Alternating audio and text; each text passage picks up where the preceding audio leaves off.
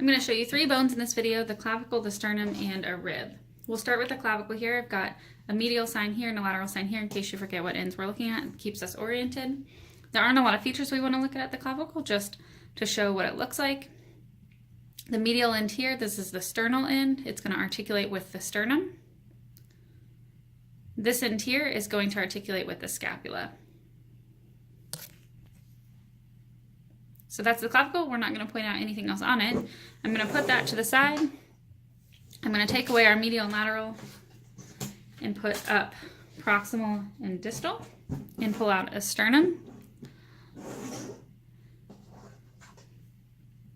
So I've got a little a here for anterior and a p for posterior.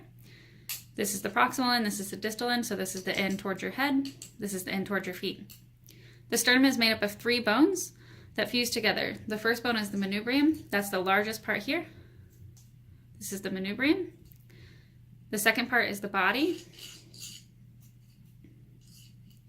And the third part is the tip of the sternum, which is called the xiphoid process.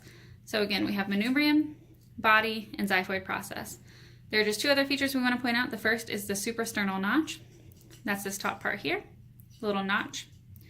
The second part, if I turn the sternum on its side, you can see that it veers off at the top, and that's where that direction turns is called the angle. So this is the angle.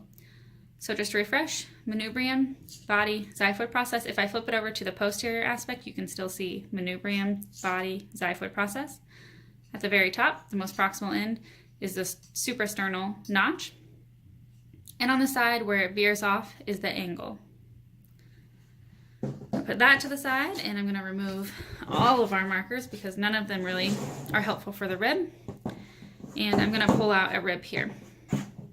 So there are quite a few features we want to look at on the rib. We'll start with talking about the head and neck. So this is the head of the rib. This is going to articulate with the vertebra.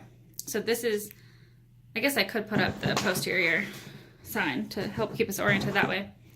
So this is the back, and this is the front of the person if this was an anatomical position. So this back part here, the head of the rib, is going to articulate with the vertebra. Just below that is the neck of the rib. There are 2 features here that we want to look at on the underside of the rib. So if I flip it over, you can see the tubercle, this roughened portion that sticks out here, the tubercle. And then you can also see facets here. And facet is just a place where something articulates. So these are articular facets for the vertebral body, and those are on the head of the rib. So to refresh what we've done so far, we've got head of the rib, articular facets here for vertebra, because this is what articulates with the vertebra, the neck of the rib, and a tubercle here. Continuing on, you can see that the rib angles here, and that simply enough is the angle of the rib. Coming down here is the shaft of the rib. On the bottom of the shaft, there's a groove here that runs all along the bottom, and this is the costal groove. So one more time, head, neck, articular facets on the end here for the vertebra. The tubercle is on the inferior portion here, this roughened part here.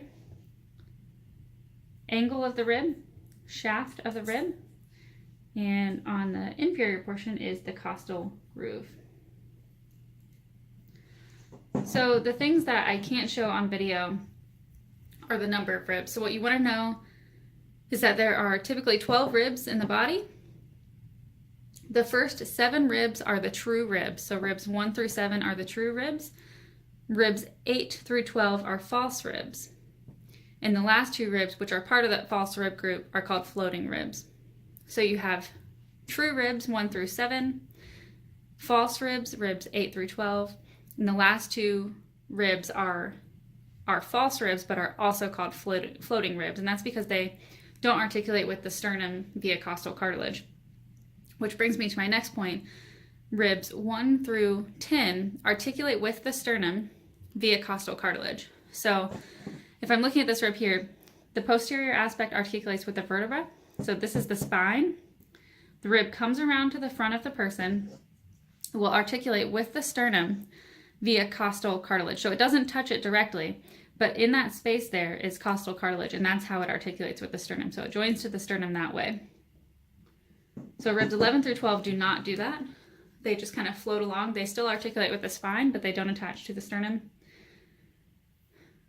And I think that's all you need to know.